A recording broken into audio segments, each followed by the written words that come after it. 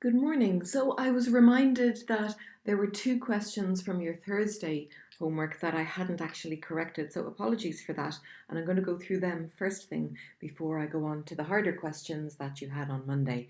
So to begin with, you had questions 7 and 8 from book 1. So question 7, my two lines were y equals 2x plus 3 and y equals x plus 5. So I can rearrange these by bringing all of the letters to one side, which is what we have been used to before, but there's no need to do that. All I need to do is to change the signs of one of them and my y's will cancel straight away. So I'm going to write down what I'm doing. So I'm going to cancel y, and the way I'm going to get y to cancel is I'm going to do no change. I'm going to write down NC for no change now. No change to equation 1, which means it stays as y equals 2x plus 3. And I am going to change equation 2. I'm going to subtract it. I'm going to change the sign of every part of it.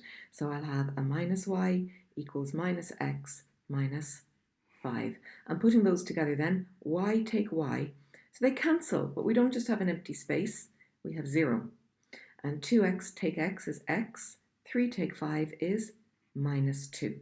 So if 0 is equal to x minus 2, that means x minus 2 is equal to 0, because it doesn't matter what side of the equals I put the 0 on. So I have x minus 2 equals 0, and then by letters left, numbers right, I can move the negative 2 over here, and when I change sides, I change signs. So x is equal to 2.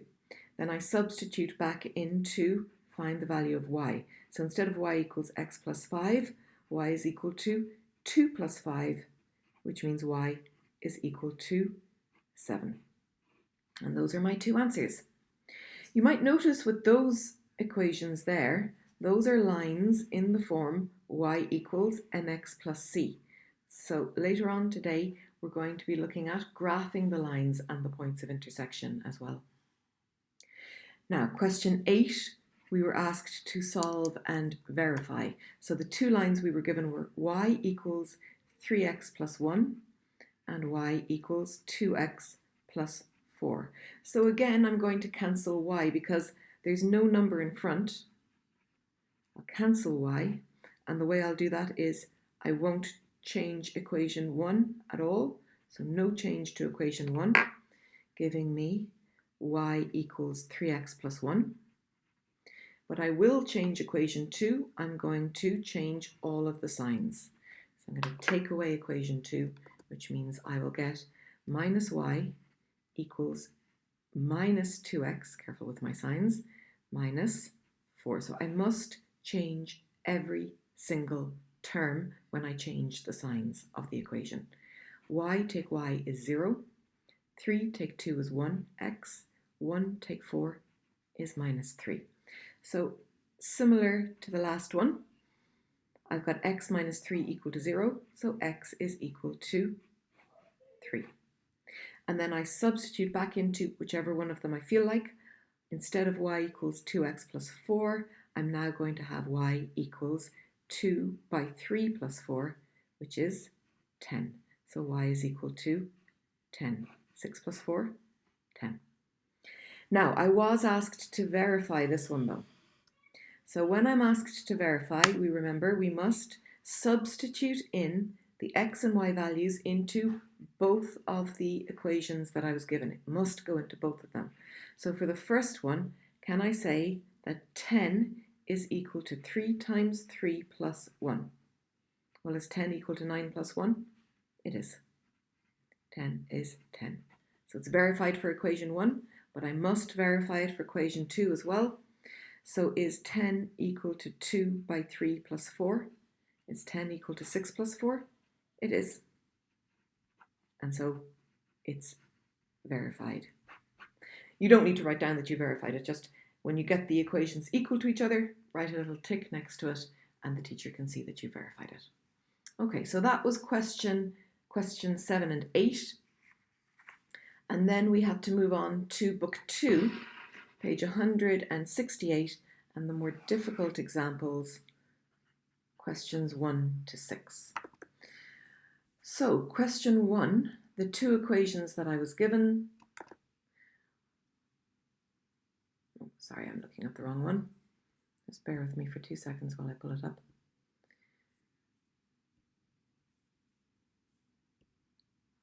Now, question 1, equation 1 was x plus y equals 4, and equation 2 was x plus 7y equals 10.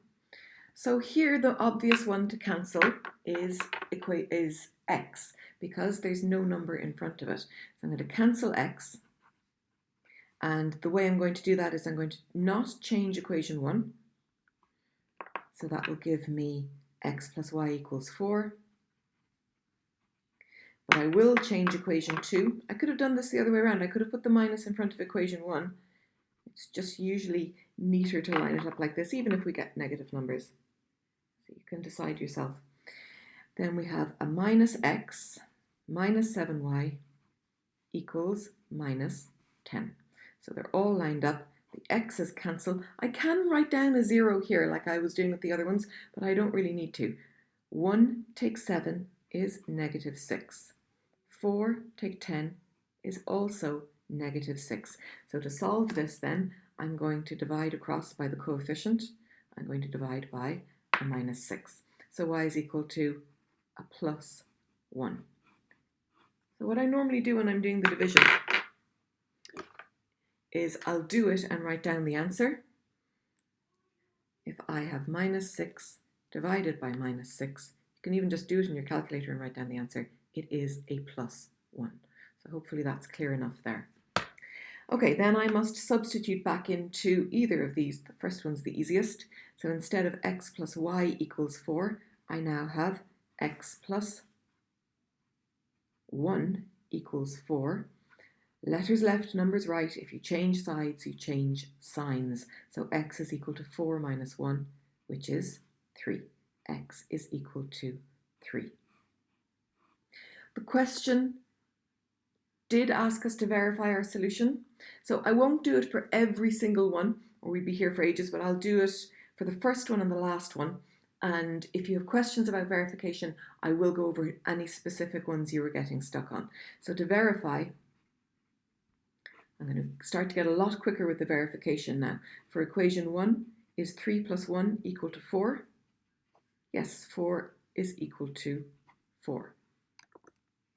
Sorry, that went off the screen. And for equation 2, is 3 plus 7 times 1 equal to 10? Well, yes, it is. That's 10 equal to 10. So my verification is done. And you can do it just that quickly. One line verification.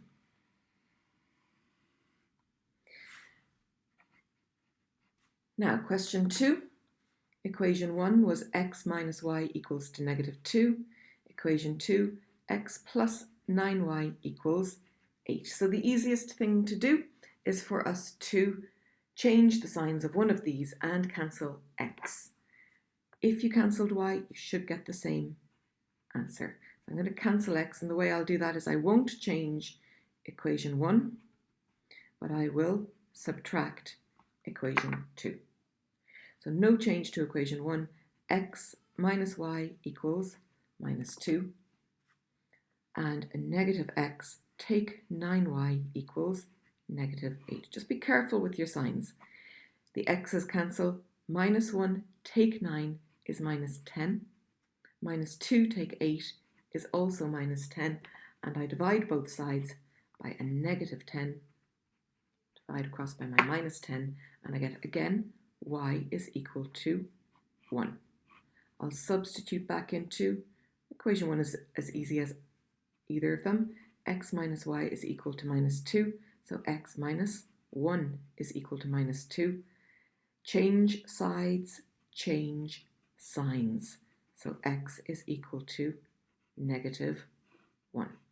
I know we're going a good bit faster now with solving the algebra, so pause the video and go over it at any point that you need to, and if you still don't understand what I've done at any step, please let me know and I will go over it again. But it is important as you learn these skills to start to get a little bit faster with them as well, as much as you can. At the moment we're still learning, so I don't expect you to do them as fast as I'm doing them. But when I'm doing the solutions, I will start to speed up a little bit. Okay, so for question 3, the easiest thing to cancel here would be to cancel y. And again, I will do that by no change to equation 1, but subtracting equation 2. You can see how often this choice comes up. So I've got 4x plus y equals 3. Take 2x, take y equals take 1. What happens? 4 minus 2 is plus 2. The y's cancel. 3 take 1 is 2. 2x is equal to 2, and I will divide across by 2, so x is equal to 1. I'll substitute that back into, it doesn't matter, the first one maybe. 4x plus y equals 3, so 4 by 1 plus y is equal to 3. That's 4. Bring it to the other side. Y is 3 take 4, which means y is negative 1. Okay, moving right on to question 4. So question 4, they used different variables this time. They used p and q instead of x and y, and that's perfectly fine. 2p minus 9q equals 10. Now, I can't just change the signs here, because if I did, they wouldn't cancel. So I need to decide if I'm cancelling p or q. To me, it looks like it would be easier to cancel p, because if I can just get a 2 in front of this, everything will be what I want it to. So I'm going to cancel p. And the way I'll do that is I will multiply equation 1 by 2. And I'll also subtract equation 2. I'll be changing the signs. So I'll have 2 times everything up here now. 2 times p is 2p. 2 times minus 2q is minus 4q. 2 times 0 is 0.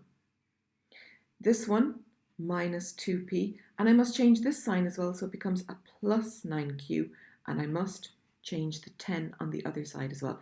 So change the sign of every term. If you don't do that, it won't work out. Reminder, we can do whatever we want to an equation, but we must do it to both sides, to all parts. The p's cancel. Minus 4 plus 9 is a plus 5. 0 take 10 is still minus 10. And then I divide across by the coefficient, divide by a plus 5. So q is equal to minus 2. Q is equal to minus 2.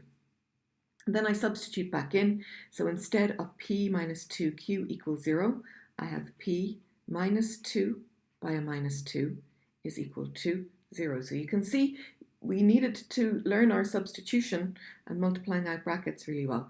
P plus 4 minus by minus is plus is equal to 0, which means P is equal to negative 4.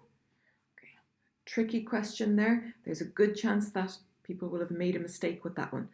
But if you verified your answer, you should find your mistakes. Let's verify this one, because we haven't done a verification in a while. So to verify, I do equation 1, p minus 2q equal to 0. Well, that gives me a minus 4 plus 4 equal to 0. So 0 is equal to 0, and that's verified for equation 1. For equation 2, 2 by p minus 9 by q equal to 10. So minus 8 plus 18 equal to 10. 10 is equal to 10. And you can use your calculator. You don't have to write down every step like that. A one-line verification is sufficient. Okay, moving on then to question 5. You can see they are getting more and more difficult as we go. And you'll be doing these all the way to Leaving Cert, so don't worry if you feel like you don't get everything yet. We're going to be practicing these so much over the course of your maths career. You will be sick of them, but they do get easier the more you practice them. So this time the variables are a and b rather than p and q or x and y. Now, there's no easy cancellation here, so I have to decide what I'm going to cancel. I would choose b because they're already opposite signs, but they don't have the same number in front of them. What I need to get is the same number. So if I had a minus 10b here, so I'm looking to get a minus 10 here and a plus 10 here, then I could cancel them. How would I get that? Well, if I multiplied this one by 5 and I multiplied this one by 2, I'd get what I'm looking for. The important thing is to have the same coefficient. It doesn't matter what that coefficient is. So if you ended up getting 20 in front of them, multiplying this one by 10, multiplying this one by 4, that's okay. It doesn't matter. You'll just be dealing with bigger numbers, but you'll get the same answer in the end. A good way to stop yourself making mistakes or to find errors afterwards is to write down what you're doing. So we're going to cancel B in this case. If you cancelled A, that's fine. You should get the same answer. So I am going to multiply equation 1 by 5, and I'm going to multiply equation 2 by 2. So I'm writing down what I'm doing to remind myself not to make a mistake. 5 times every single part of that though. 5 times 3 is 15. 5 times minus 2 is minus 10. And 5 times 19, I'm going to use my calculator to make sure I don't make a mistake, is 95. No sign changes, just a number. Same thing here. 2 times 2 is 4. 2 times plus 5 is plus 10. You can see now, these are going to cancel for me, which is just what I wanted.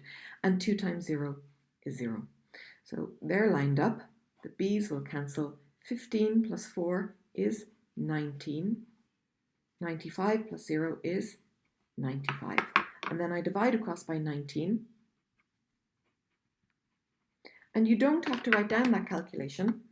You just do it in your calculator. 95 divided by 19 is 5. So that's why I get A is equal to 5.